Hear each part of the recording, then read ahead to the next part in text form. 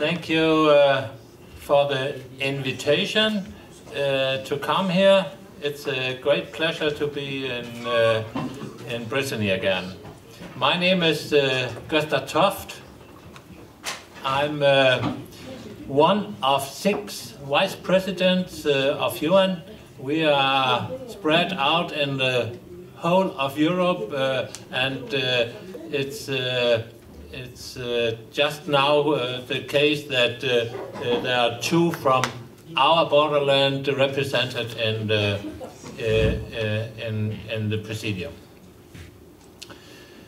Yes, I'm from the German minority in Denmark, living in the German-Danish border region, and this year we have a lot of events because we have the 100-year anniversary of the border referendum in 1919, and this will be a year of friendship, I think, between Germany and Denmark.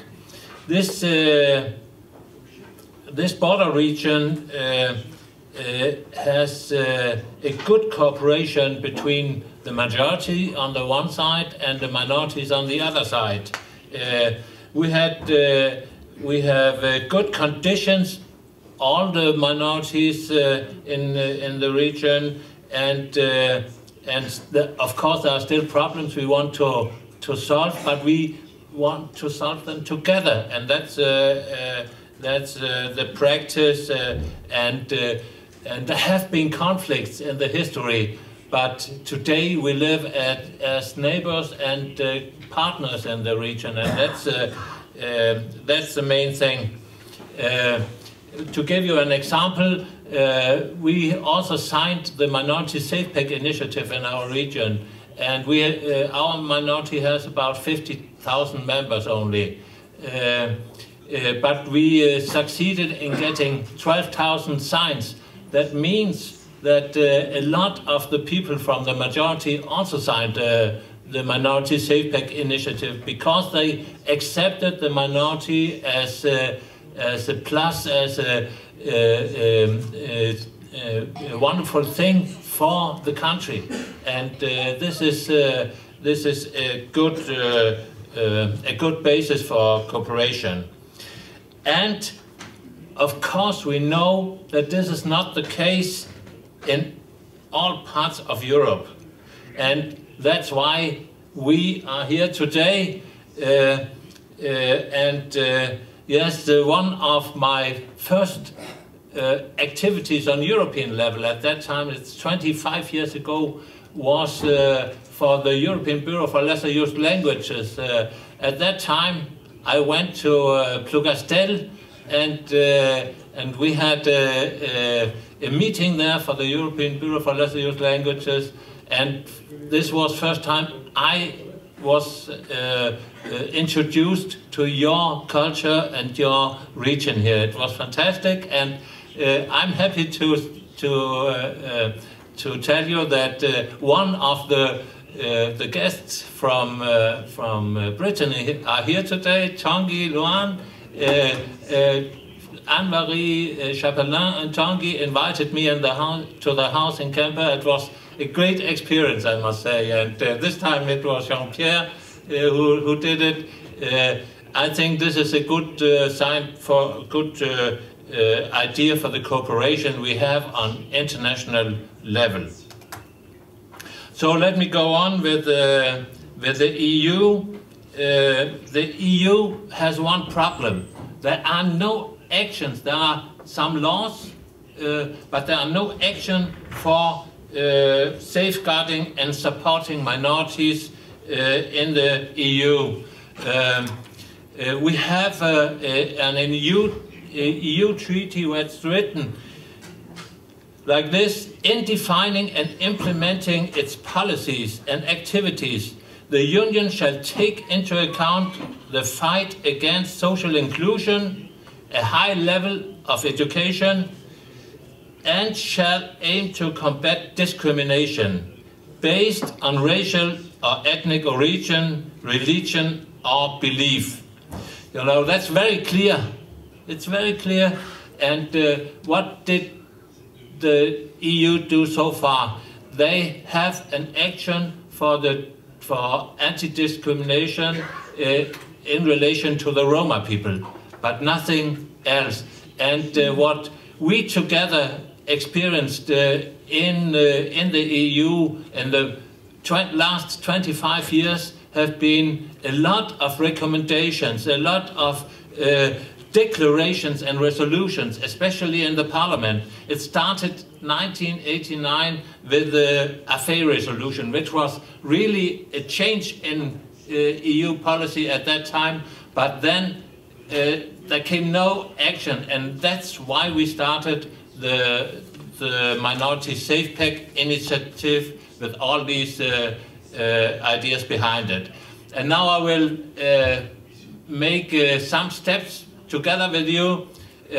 I will give you a short introduction to this Minority Safepack, and then I will give you some examples of how it works, how each step and examples are in this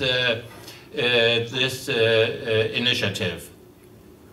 The entry into force of the Lisbon Treaty opened a new era of citizens' rights and democratic participation in the European Union.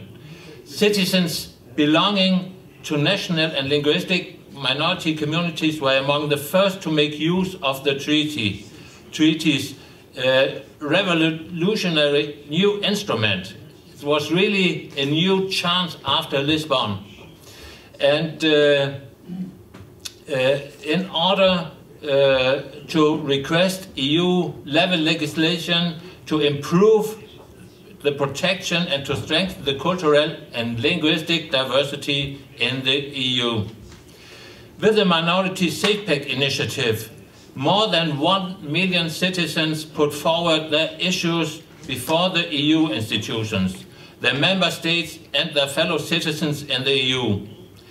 Based on the proposal of the Democratic Alliance of Hungarians, they had really a great influence on it, the South Tyrolean People's Party and the Youth of European Nationalities. We have a really good and effective news organization in the FUEN which also supported. Don't forget that. It's very important to have the youth with us. And the initiative was coordinated by the Federal Union of European Nationalities. The MSPI calling for the promotion and protection of European national minorities and regional and minority languages. They are, as we already heard, the language is very important in this connection. And it has become the most important minority-related initiative in Europe in recent decades. Launched with great optimism and determination and achieving a unique display of solidarity across the EU. The number of signatures also surpassed the required threshold in 11 member states. You already heard these 1.2 million signs we got and which were accepted by the EU are the basis of the common work for the Safepack initiative. The road from the start until the present submission of signatures, we are a step further in relation to the National Regions Initiative. The hurdles encountered on the way reflect in many ways the difficulties to raise the issue on national and linguistic minorities, even within the European Union, cornerstone of which diversity and which states in its founding treaty. The Union is founded on the values of respect for human dignity, freedom, democracy, equality, the rule of law and respect for human rights, including the rights of persons belonging to minorities. This is Article 2 of the treaty. It's very clear, so there should be no problems in that. However, it was necessary to go to the EU court to get it through the Commission. So this General Court of the European Union clarified in favor of our MSPI that because the respect for the rights of persons belonging to minorities is an EU value, as said before, and respecting and promoting cultural and linguistic diversity in the EU is an EU objective. The European Commission is entitled to submit proposals that are deemed to supplement EU action in the areas for which it is competent in order to ensure respect for the values of the treaty. You know, it was really a really difficult decision to make it, because our organization is small and we had to fight for this this Minority Safepack, which also cost a lot of money at that time. The decision of the court also has implications in the perspective of EU minority protection in general.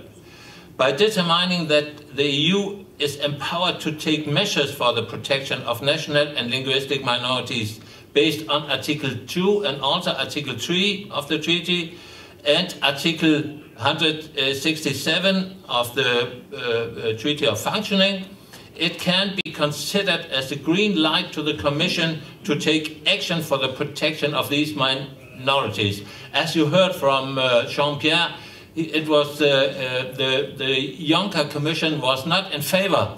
They were a bit hostile in relation, and they rejected it in the first time. And now we have these words of the court that and green light to go on. So we hope that the Commission will listen to the people in Europe and the citizens' initiative. This could finally start closing and often refer to extraordinary gap in EU law. On the one hand, minority protection is an explicit founding value of the EU, mentioned alongside democracy and what I mentioned before. On the other hand, while the Commission has scrutinized the respect for democracy and the rule of law, it has so far never did so in what concerns law in member states. It has so far never did so in what concerns the right of minorities. Even so, there can be no rule of law and democracy without the respect of the rights of minority. That's very important, I think.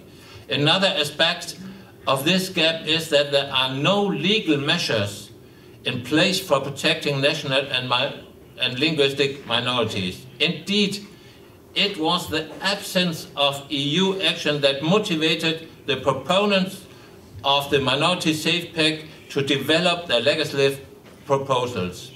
These proposals are better understood if we first take a wider perspective and we review the development and status of national and linguistic minority protection within the EU. In this light, it becomes clear that our ambition is not new. There have been other initiatives. That there were already in some kind of a European framework some ideas about the protection of national minorities, but also that there is a real need for EU action. So now let us take a short glance on the minority protection so far in EU. There's one special initiative or law which can be used in this to show this. In regard to the work of the Council of Europe, which is the most important so far, the Council of Europe encompassing most countries from the continent, 2 important conventions were adopted in the 1990s.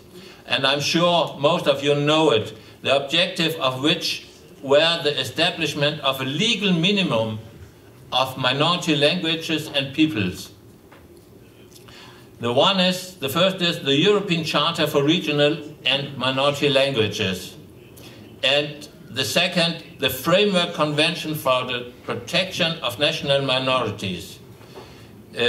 So the Council of Europe, Europe's starting point was the need to guarantee the basic conditions for stability in Europe. The protection targeted the continent as a whole.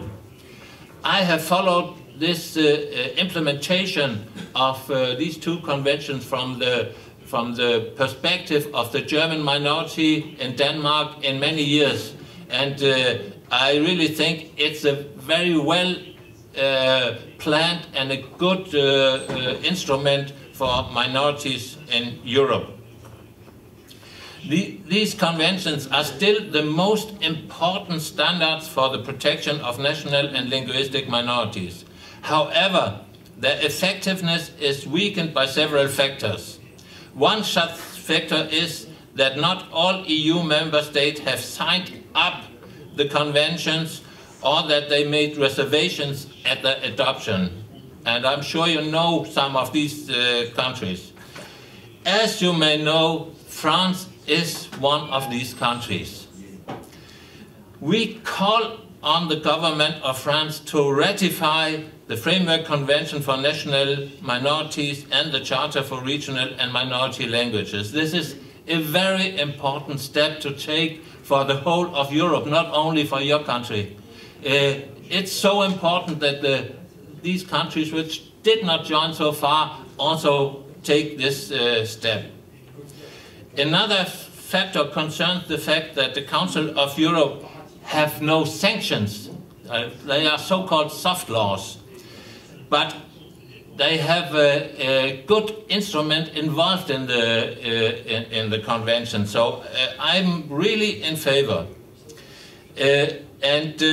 This situation makes the implementation dependent on the goodwill of states, resulting in a noticeable culture and non-compliance with the two instruments. There's of course some problems in it. Okay, minority protection also are connected to the Copenhagen, so-called Copenhagen dilemma. I want to mention that also, despite the fact that out of all international bodies, the European Union has by far the biggest influence on the daily life in for European citizens. And it's today one of the most important guarantors of the respect of the rule of law and fundamental rights. And that's why the EU is so important for us.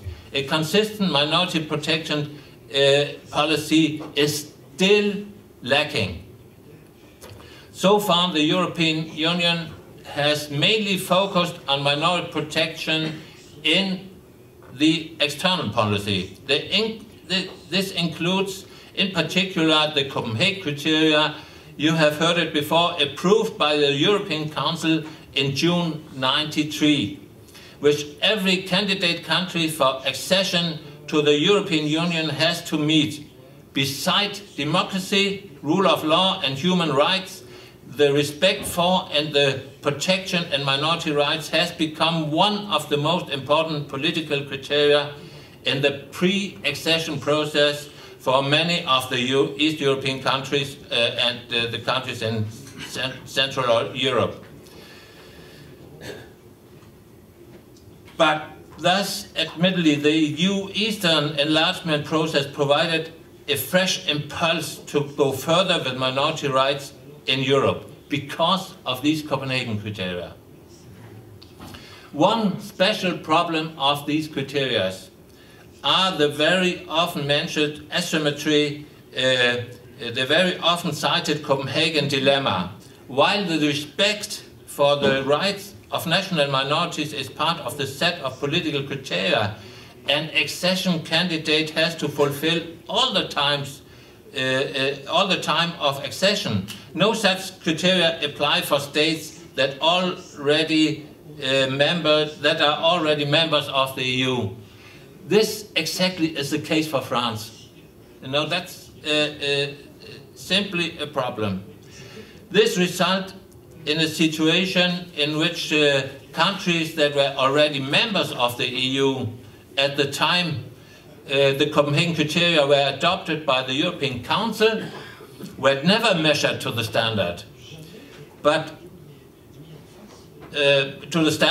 also that even the ones that were in could feel that they can backtrack on their minority protection related accession commitments with impunity. Regrettable, this has happened in many member states. So it's really a dilemma for the EU policy just now. So let's go on forward. Approximately 8% of the EU citizens belong to a national minority within the EU, and 10% speak a regional and minority language. It's about 50 to 60,000 million people in the EU we are speaking about, and more more people use the language. Another possible avenue would be the building of a mutual reinforcing cooperation with the Council of Europe. I think it's very important that the EU adopt the ideas behind the mentioned Convention of the Council of Europe. A future union policy on national and linguistic minorities building on the achievements and experience of the Council of Europe would be much more binding for the member states than the conventions of the Council of Europe are just now. This would lead to stronger guarantees and better enforcement of minority rights, and would offer a great opportunity to benefit from meaningful synergies. As opinions and recommendations of the monitoring bodies of the Framework Convention and the Charter for Regional and Minority Languages could be incorporated in the EU policies, or used as a basis for providing funding for the preservation of linguistic and cultural diversity in the EU. The funding of the EU programs are also very important. My own experience is we have so many big programs which do not fit with the frame of the many minorities in Europe, and that's why we also need to have a look on the funding in the EU, and this also similar to what you already expressed in your explanation. Assuming a coordination role